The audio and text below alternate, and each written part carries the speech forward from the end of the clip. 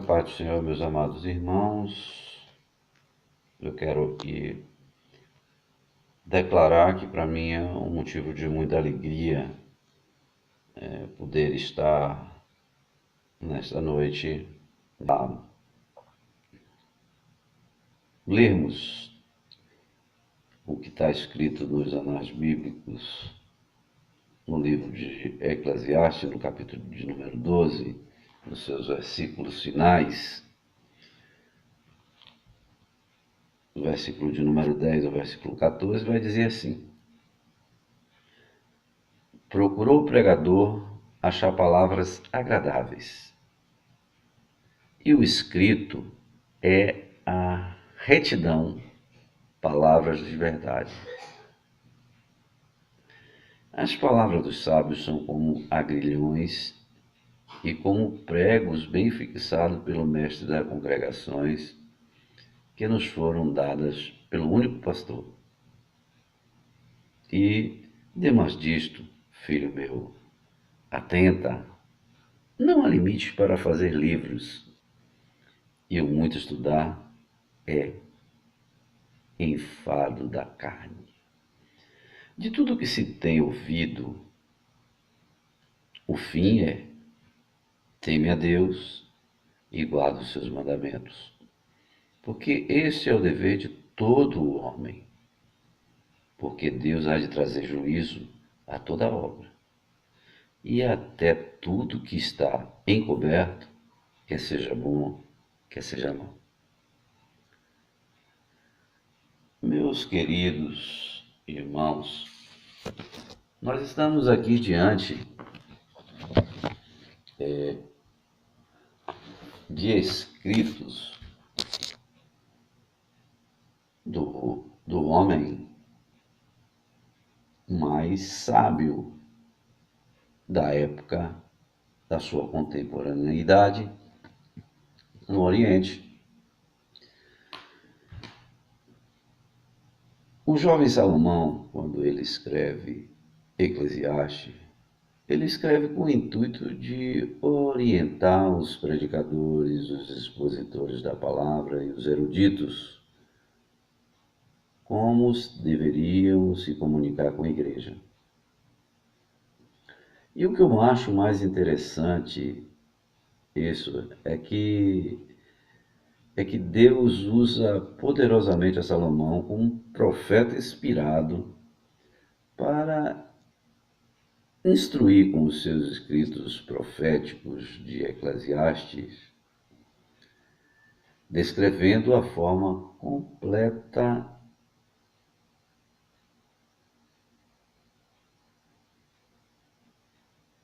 daqueles que falariam para um povo que o Senhor haveria de salvar, uma igreja que no original em hebraico significa aqueles que são chamados para fora.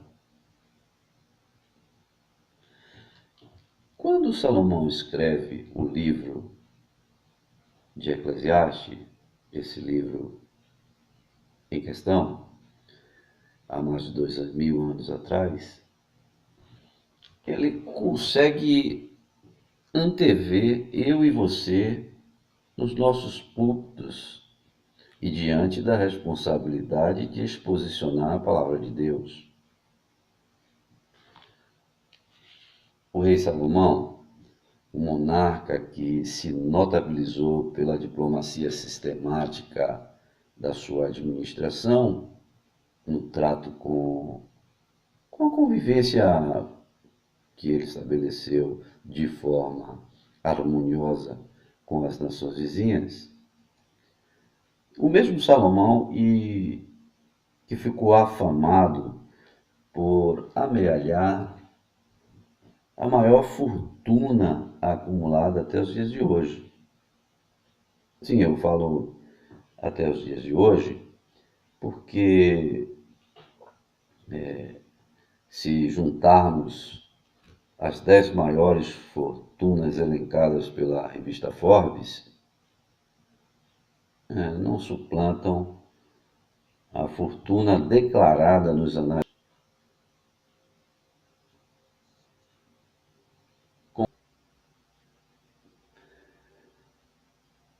Mas nós estamos falando aqui de um jovem príncipe que se vê diante da eminente ascensão ao trono real deixado pelo seu pai, o rei Davi.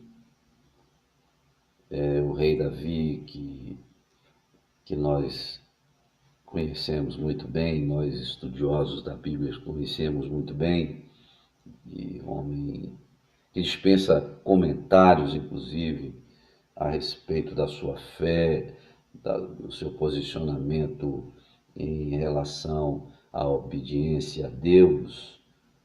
Homem que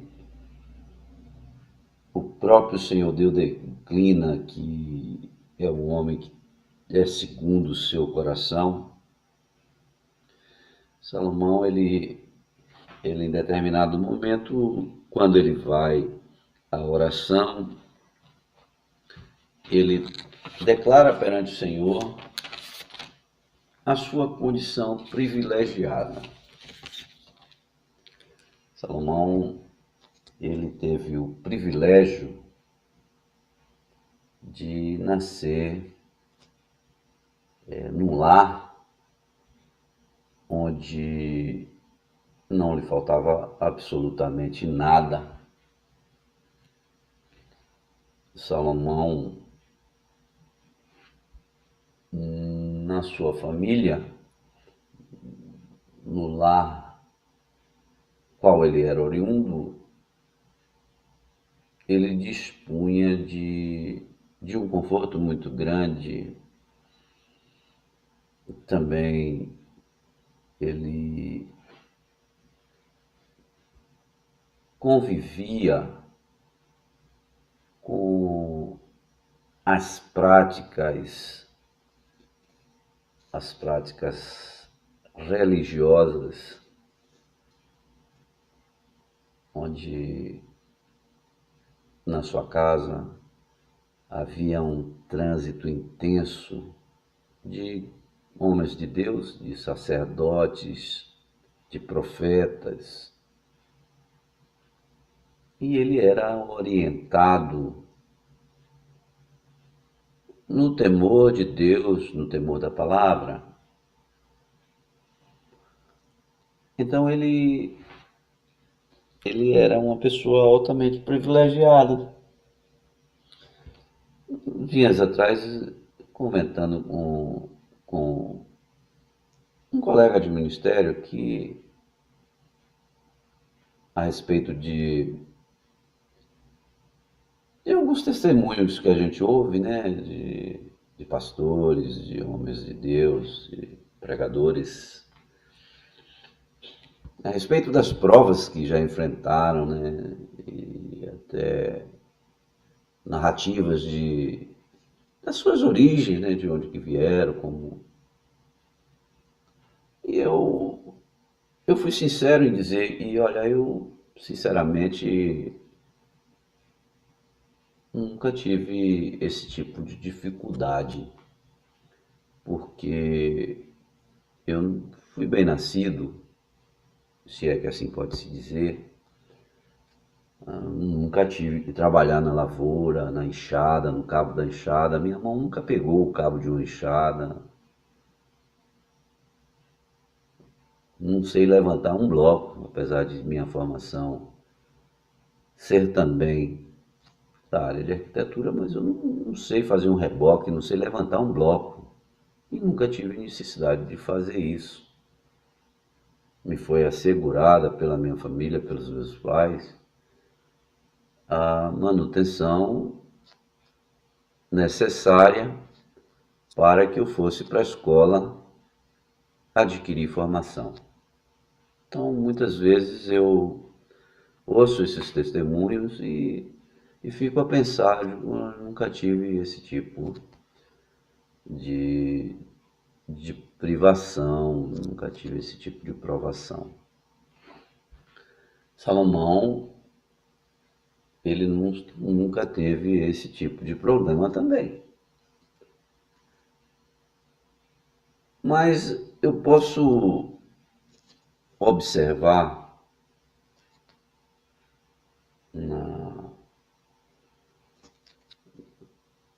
na conduta do rei Salomão,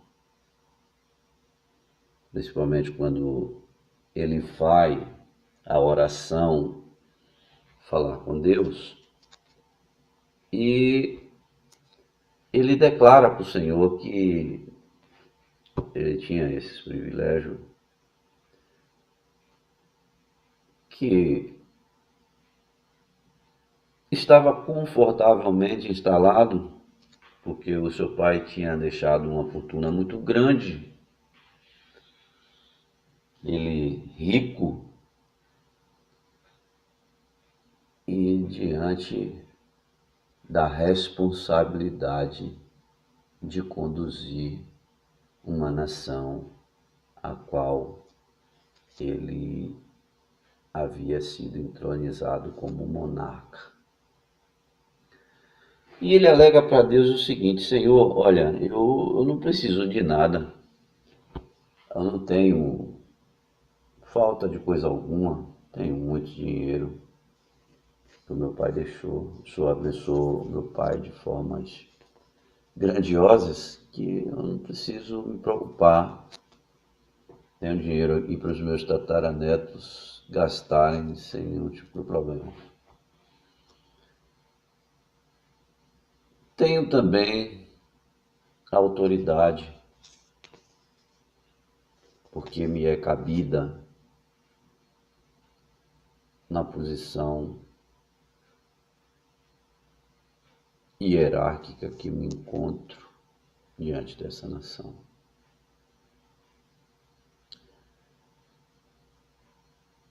Eu não quero lhe pedir que o Senhor me dê dinheiro, não, nem fortuna, não. Tampouco eu queria lhe pedir, quero lhe pedir, tampouco eu quero lhe pedir que o Senhor me dê a vida dos meus inimigos, porque até aqui eu tenho convivido bem com as pessoas, as minhas relações interpessoais, elas são boas.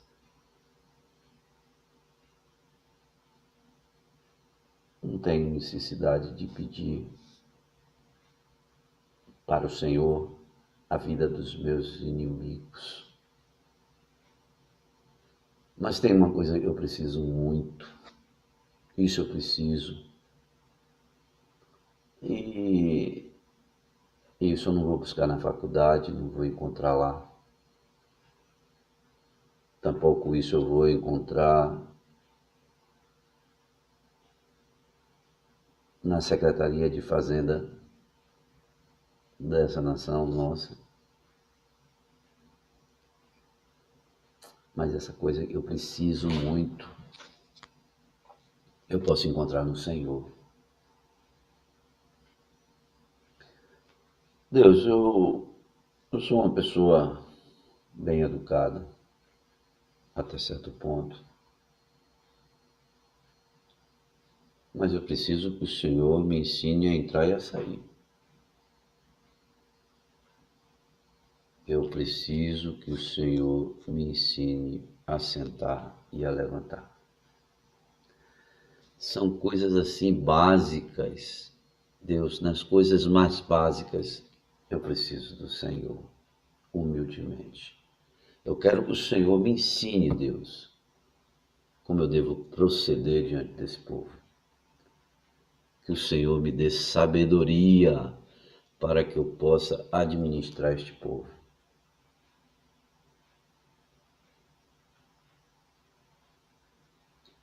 Quando Salomão coloca dessa forma o seu pedido, a sua demanda diante de Deus, eu posso perceber que claramente que ele quis dizer a Deus que, apesar de todo o conhecimento intelectual que ele tinha, que apesar de todo o dinheiro que ele tinha, apesar de todo o poderio bélico que ele tinha, porque ele tinha exército poderoso à sua disposição, apesar da condição de rei e do poder político que ele tinha, ele não sabia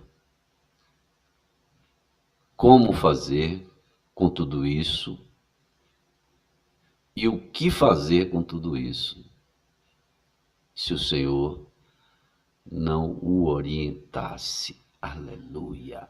Se o Senhor não desse a ele uma guia, uma direção, se o Senhor não fosse com ele.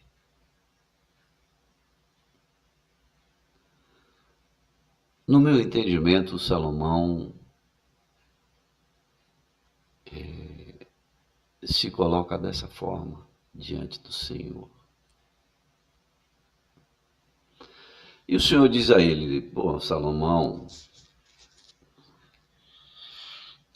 se você não me pede nada disso,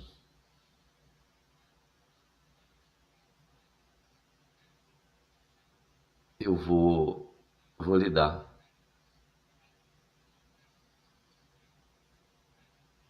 O que você me pediu, eu vou lhe dar o que você não me pediu. Aleluia. Trapetita.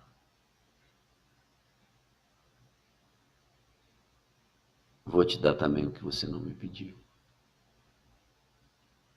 Isso numa linguagem jurídica técnica.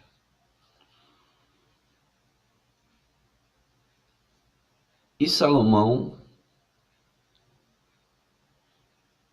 governa a nação de Israel no direcionamento de Deus, de tal forma que a sua fama corre o mundo todo, o mundo contemporâneo.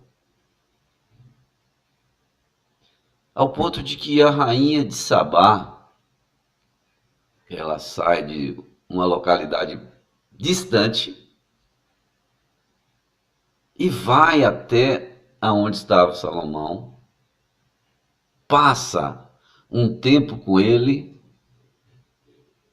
e fica admirada ao ver a forma que Salomão administra os seus negócios, a forma com que Salomão usa de diplomacia para com as nações vizinhas. Ela observa até a forma de vestir e de se comportarem os criados de Salomão, toda a serventia palaciana. E ela fica maravilhada com aquilo que viu. E ela declara: nossa, eu vi a sua fama, mas eu vejo hoje, e é muito mais do que aquilo que eu vi.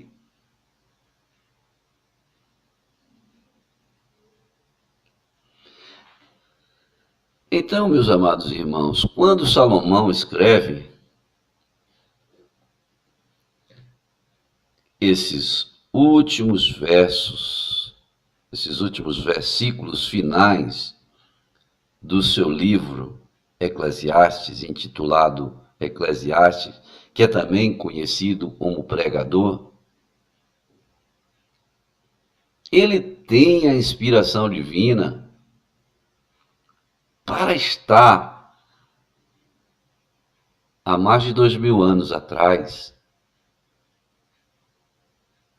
orientando a nós que temos o compromisso, que temos a responsabilidade de exposicionar a palavra de Deus, a forma qual nós devemos nos conduzir.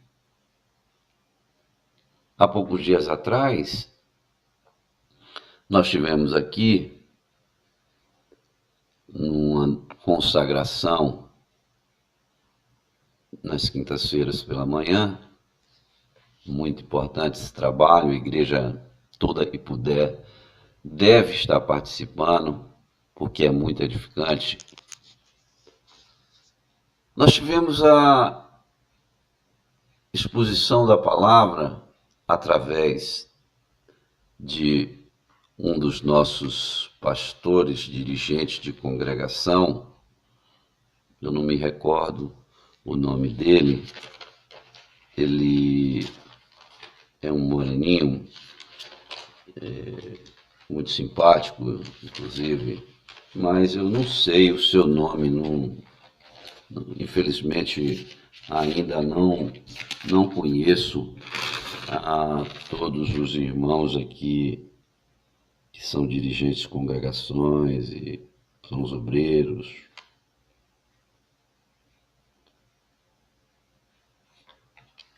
Ele falou o seguinte, que ele estava decidido a proibir a eleição de pregadores para festividades da sua congregação, pelos grupos, jovens, círculo de oração, por aí vai, sem que antes ele crivasse aqueles que iriam cantar e que iriam pregar a palavra. Porque ele declarou que ele estava já sem conseguir suportar o tipo de mensagem e o tipo de postura que era assumida até então por esses pregadores e cantores que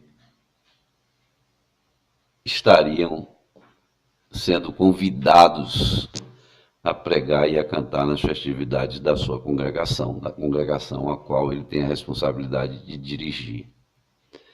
E ele contou que em determinado momento uma cantora que foi convidada para cantar, ela tomou a mão o microfone e começou a pregar. E uma pregação completamente desestimulante e grosseira, por que não dizer?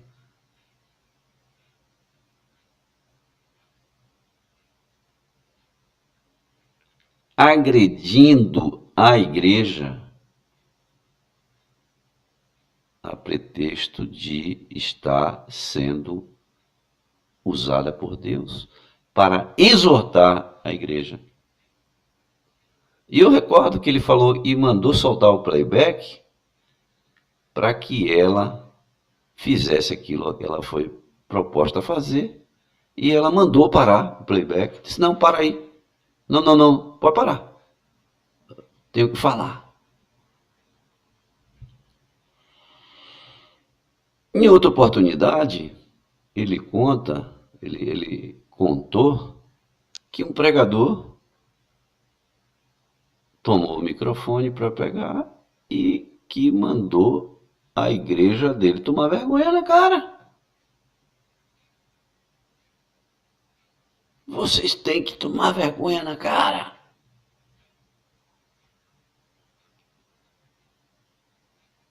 Irmãos, a palavra de Deus diz, e é o próprio Senhor Jesus orientando, você diz, mansos e humilde de coração, como eu sou manso e humilde de coração. Na ocasião em que ele contava isso, eu até me emocionei, e falei que aquilo não era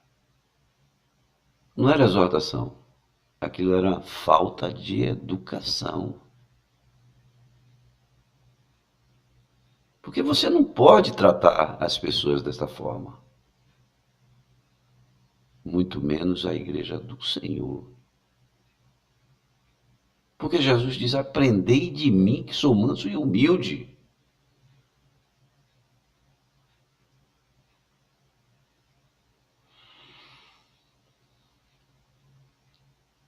E Salomão, escrevendo Eclesiastes,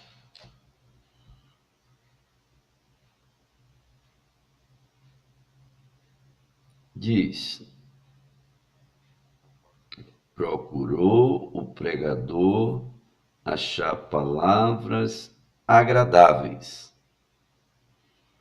e o escrito é a retidão, palavra de verdade.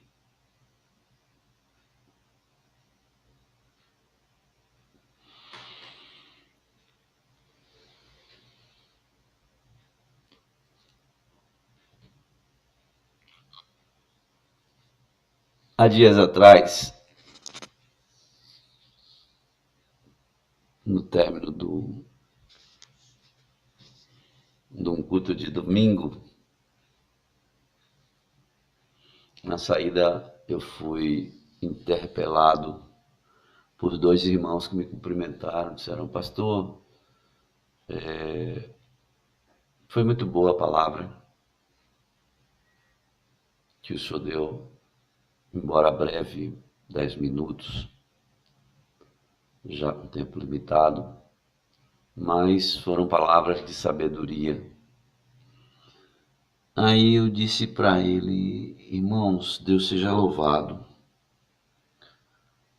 E um desses irmãos disse para mim o seguinte, que ele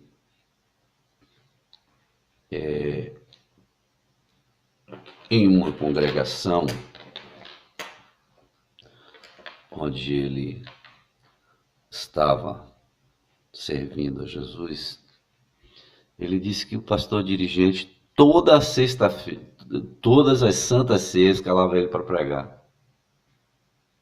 E na congregação tinha outros obreiros que eram pregadores. E ele então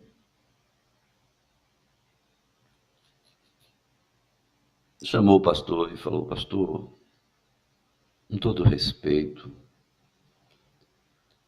o senhor não acha que fica mal? Eu já fico até meio que constrangido. Todo culto de Santa Ceia eu estou pregando, o senhor me coloca para pregar. E o pastor dirigente falou para ele: irmão, olha, dentro dessa congregação,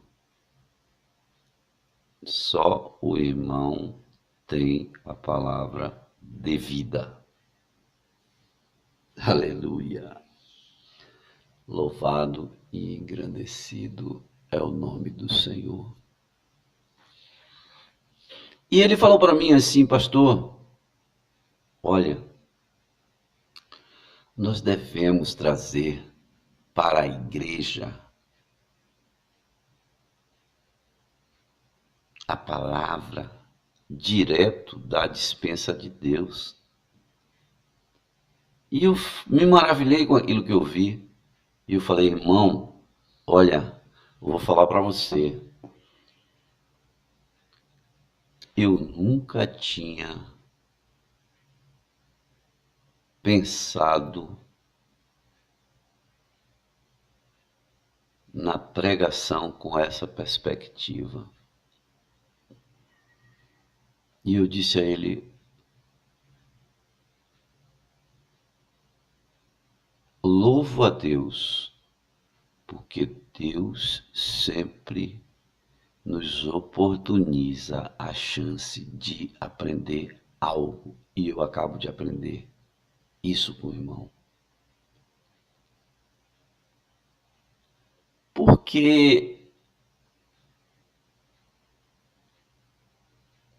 nós somos ministros do Evangelho e é muito bom ser chamado de ministro, apesar de que isso acaba subindo ao coração de algumas pessoas. O ministro passou a ter um status quo de posição de destaque, e na verdade o ministro é servo. Nós que somos ministros, servos, nós temos que trazer da despensa do nosso Senhor palavras de vida.